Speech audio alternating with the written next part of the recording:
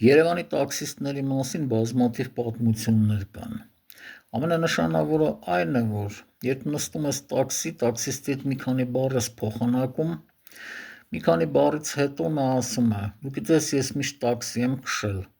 ես գիտես անցյալում ինչ գործեր եմ արել» ու սկսում է թվարկել տարբեր աշխատանքներ։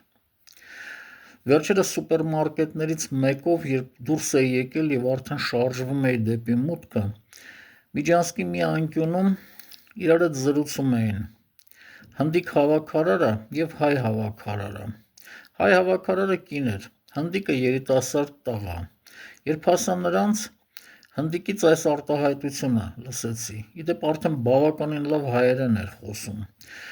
Շուռ գալով հայ հավաքարար կնոջը այսպիսի բան ասեց. «Դու գիտես, ես միշտ այս գործն եմ արել, ու Հնդկաստանում գիտես ես ինչ բիզնեսներ եմ ունեցել»։ Այդ պահին մտածեցի, որ բոլոր ազգերն էլ ինչ-որ չափով իրար նման են։ Պարզապես մի դեպքում տաքսիստներն են գլուխ գովան, մյուս դեպքում հավաքարարները։